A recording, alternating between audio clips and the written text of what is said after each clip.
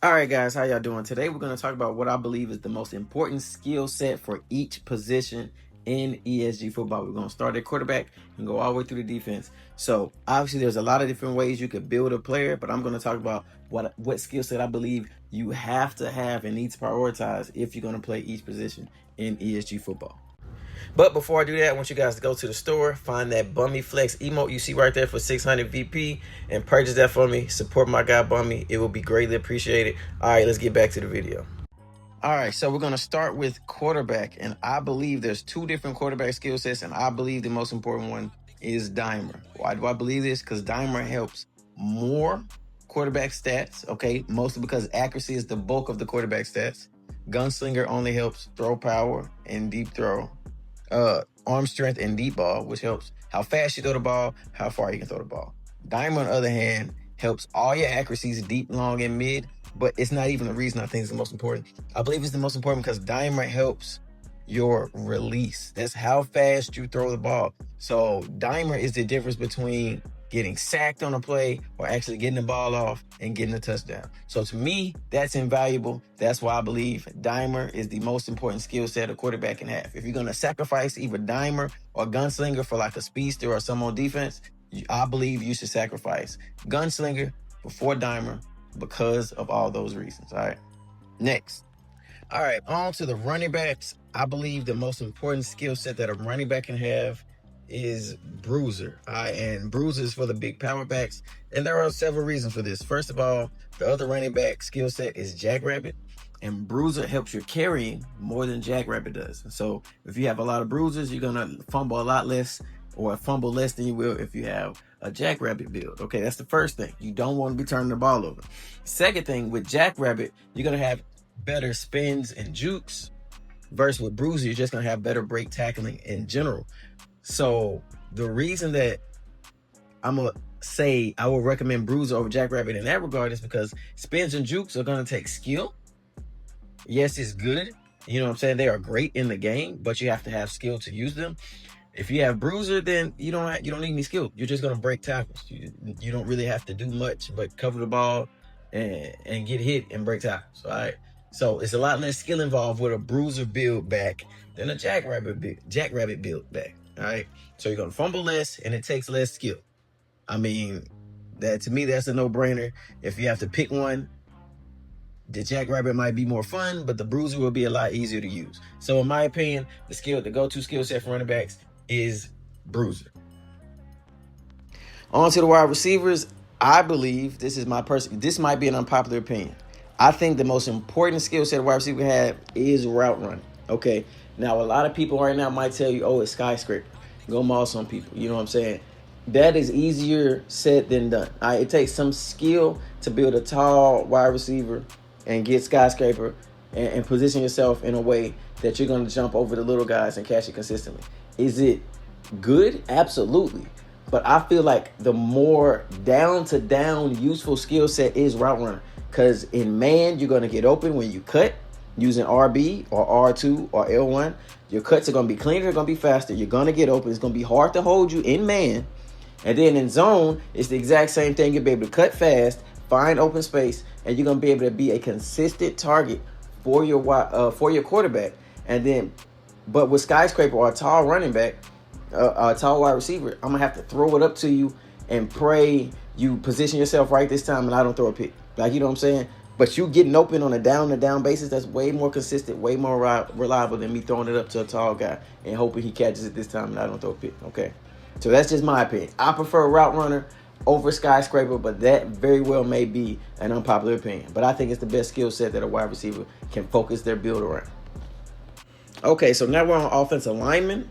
I believe between the two offensive lineman skill sets, bulldozer and guardian, that bulldozer is the go-to between the two for a lot of reasons. And 7-on-7, which is the only thing in the game right now, 11v11 is coming later. 7v7, the run game is really strong. And bulldozer is the run blocking skill set.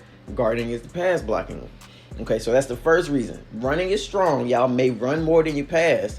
And so if that's the case, you want to focus on the run blocking skill set. The second thing is run blocking helps your pass block. The run block bulldozer, which is the run blocking skill set, it helps your pass block more than guardian, the pass blocking skill set helps you run block. I hope that makes sense.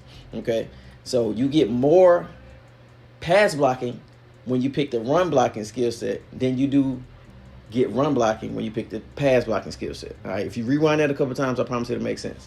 That's the second reason.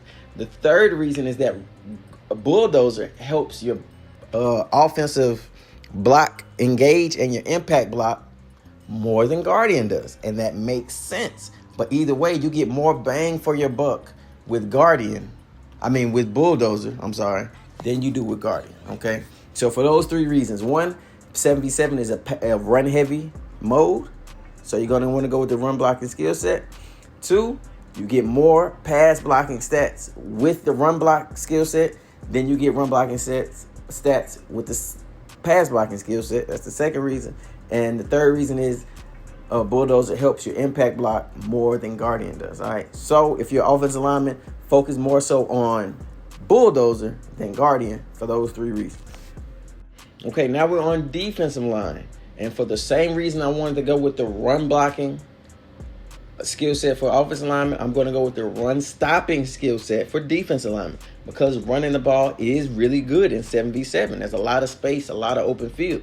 Okay, so if that's the case, and they're going to want to run the ball, you need to be equipped to stop the run. Okay, and the run blocking skill set, run stopping skill set for defensive linemen is lane stuff.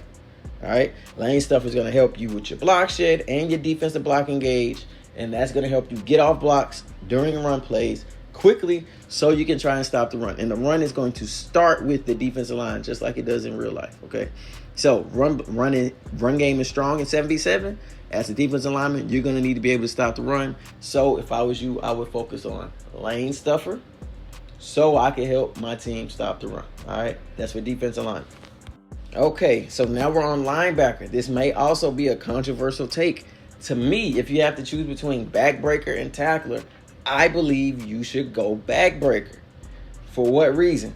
Backbreaker is going to help your hit power, so when you hit stick, and your strip for when you go for the strip.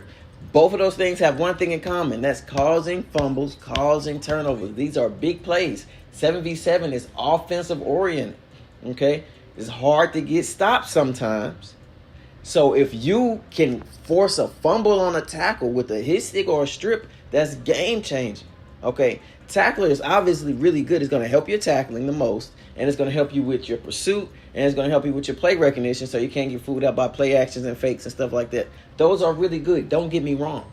But again, if it's going to be hard to get stopped sometimes, making game-changing plays by causing fumbles with either hit sticks or strips is just invaluable in my opinion. So as a linebacker, I prefer not that you just go all backbreaker every time or something like that. Maybe you should throw some tacklers on there for those other stats. But focusing backbreaker to me is the best way to go, so you can get those turnovers for your teams, get more possessions on offense. But that's just my opinion.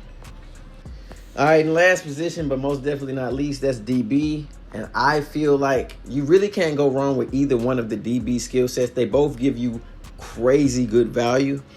I'm going to lean smotherer, which is the man defense skill set, over patroller, which is the zone defense skill set, for the reason that footwork is really important, because it's how you move when you strafe and when you're turning your hips to change directions. It's really good at DB. Okay, obviously that's super important.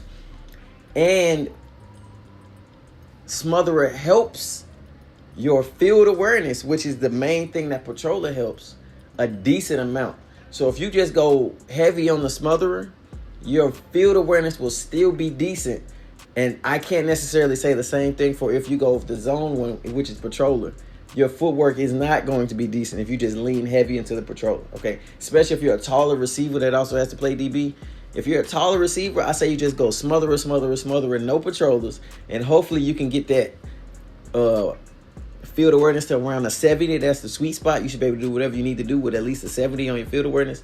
And that triple smother will get your footwork to around an 80 something, and then you'll feel like you're changing directions really well and that you can guard almost anybody. Okay, that's just my opinion. This was the hardest one to pick for me, but if I had to pick, I'm gonna lean smotherer a little more than I'm gonna lean patroller, but that's mostly just for taller receivers. Honestly, if you're a shorter receiver, you might have no choice but to go patroller because your field awareness is going to be so low because you're shorter. All right. But honestly, you can't go wrong with the DB skill sets. All right, so now we got to talk about the ones that aren't, the skill sets that aren't position specific, really.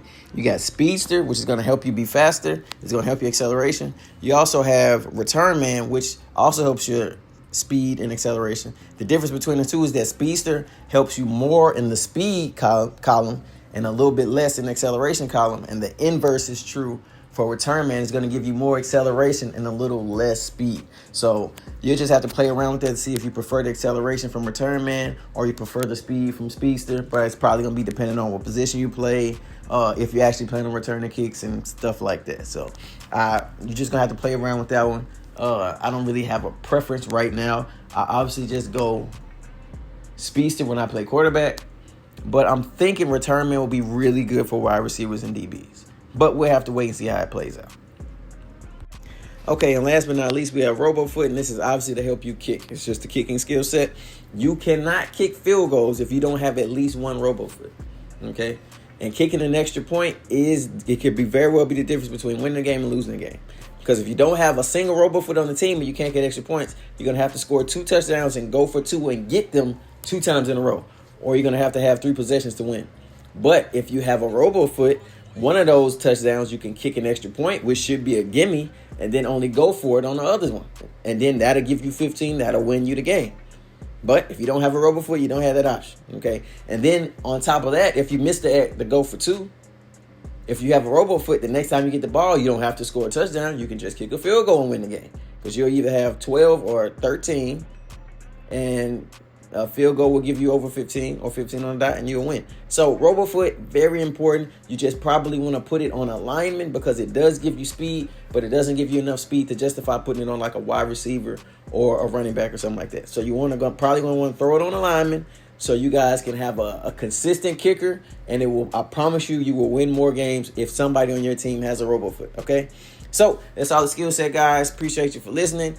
Like, subscribe if you like the content. I will see you guys next time.